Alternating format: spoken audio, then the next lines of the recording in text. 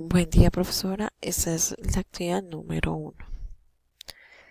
¿Qué es la psicopatología? La psicopatología estudia la naturaleza y las causas de las enfermedades mentales.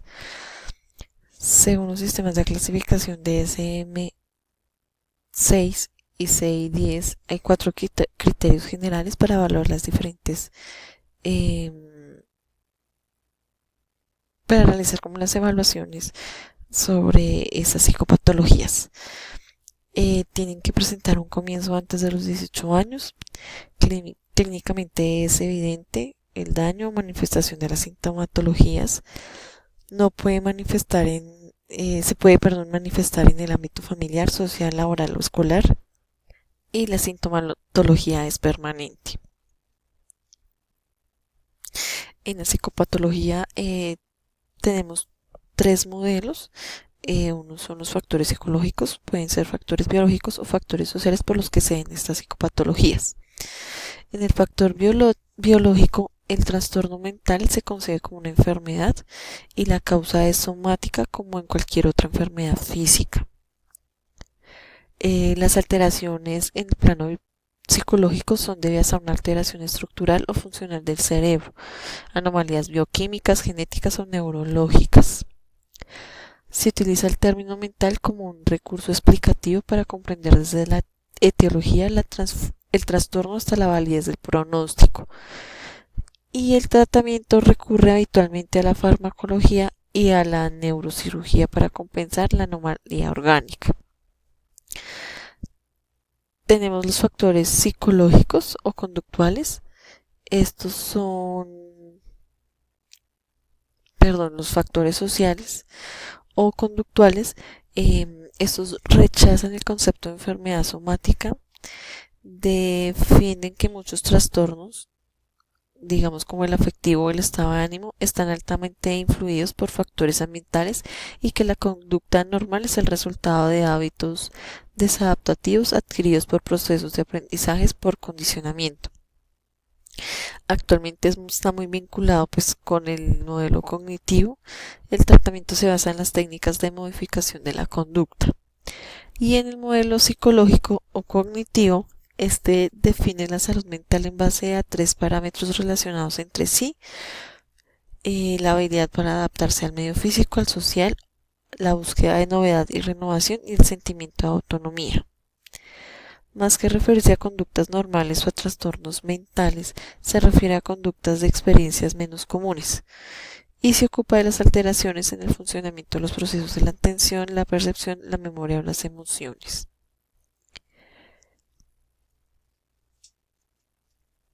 Iniciamos con las discapacidades intelectuales. Las discapacidades intelectuales son el funcionamiento intelectual por debajo de lo esperado a su edad cronológica. Esto quiere decir que el coeficiente intelectual está por debajo de lo que se espera que esté según su edad. Estos se clasifican en 4 niveles según pues, la deficiencia cognitiva. Está en leve, moderado, severo y profundo. El leve, el coeficiente intelectual está entre 50 y 70. Aunque presentan retraso cognitivo y una ligera afectación del campo sensoromotor, son capaces de permanecer en el sistema educativo normal, formarse e incluso tener una actividad profesional. Ellos pueden conseguir habilidades sociales y vocacionales adecuadas y en situaciones tensionantes pueden requerir de ayuda o apoyo. Está la dificultad de aprendizaje moderada. Aquí el coeficiente intelectual está por debajo de 50. Estas personas requieren constante compañía en la educación y en el trabajo más que todo. Poseen una baja conciencia social, pero con ayuda pueden desarrollar habilidades sociales y ocupacionales. Está el grave. En este el coeficiente intelectual está entre 20 y 35. Necesitan de un acompañamiento permanente, ya que en la mayoría de los casos presentan daños a nivel neurológico. También presentan pues bajo desarrollo motor y el lenguaje. Las habilidades se reducen a muy poca comprensión lectora y numérica, y normalmente las personas se comunican con holofrases y legalmente se les considera incapaces de tomar sus propias decisiones.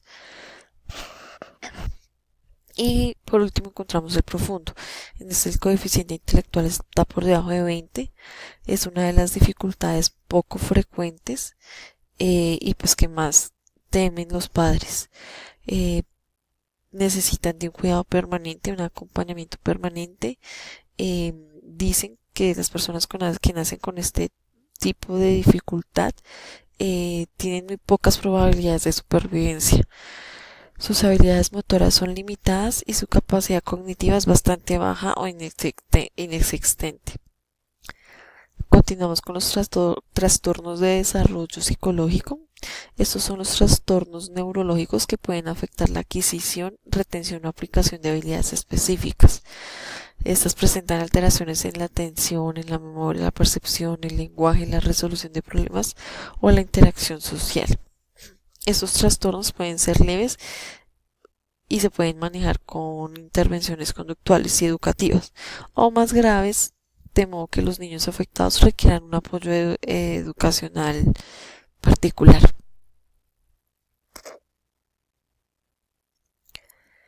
Dentro de los trastornos del desarrollo cognitivo encontramos el trastorno autista. Es una enfermedad en la que la persona es incapaz de establecer relaciones sociales normales, utiliza el lenguaje de forma anómala o no utiliza en absoluto y se comporta de manera compulsiva. Algunos de los síntomas del trastorno autista se pueden dar en gira sobre sí mismo por largos periodos. El niño puede estar girando en sí mismo por varios tiempo. No atiende a los estímulos sociales o del ambiente. Habla en tercera persona. Su lenguaje es, como se decía, es anómalo. No pronuncia muy bien. Vive como agitado, hace movimientos bruscos, da pasos en punta de pie y puede estarse golpeando o columpiándose en los objetos.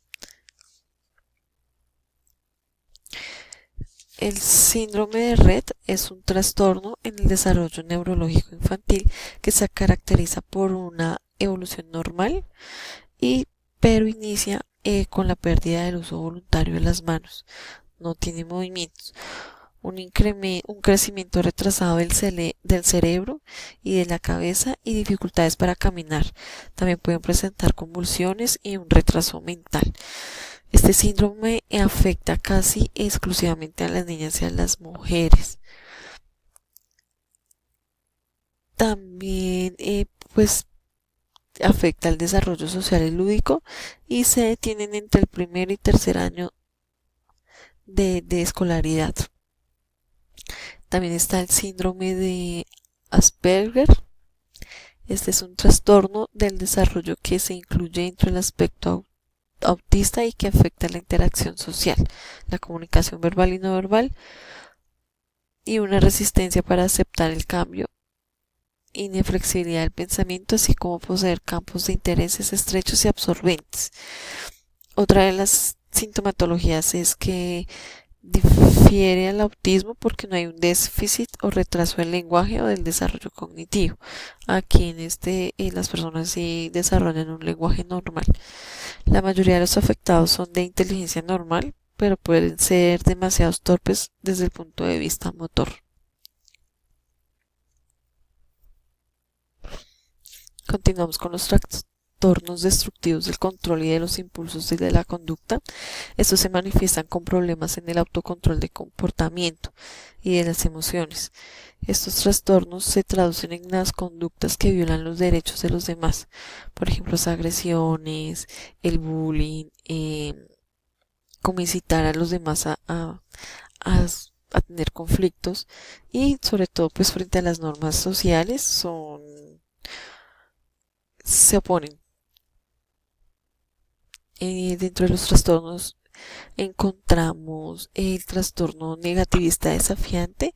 Este se presenta mediante un patrón de enfado, irritabilidad, discusión, actitud desafiante o vengativa y que se exhibe durante la interacción por lo menos con un individuo que no sea un hermano. Vemos aquí pues los casos de los niños que son desafiantes con sus papás y pues poco les importa. Eh, el otro trastorno es el explosivo intermitente. Este se caracteriza por la presencia de una conducta agresiva desproporcionada, sin ningún motivo o ningún objeto, ocasionando alteraciones o prejuicios graves en el entorno físico y social. Aquí vemos pues los niños que constantemente están en dificultades o en conflictos con sus compañeros de estudios sin tener un motivo alguno. El otro trastorno es el trastorno de conducta. Este se manifiesta a través de una acción repetitiva y persistente del comportamiento en el que no se respetan los derechos básicos de los otros, las normas o las reglas sociales propias de la edad. Tiene mucho parecido con el trastorno anterior. Y por último está el trastorno de la personalidad antisocial. Este se manifiesta con un patrón general de desprecio y violación de los derechos de los demás. Este se puede presentar desde los 15 años.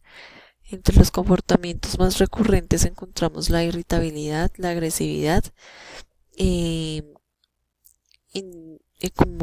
se incitan por las peleas físicas repetidas o agresiones. No les da remordimiento, pues estas conductas se despreocupan y son muy imprudentes con su seguridad. También la irresponsabilidad persistente está indicada por la incapacidad de mantener un trabajo con constancia o de hacerse cargo de obligaciones económicas.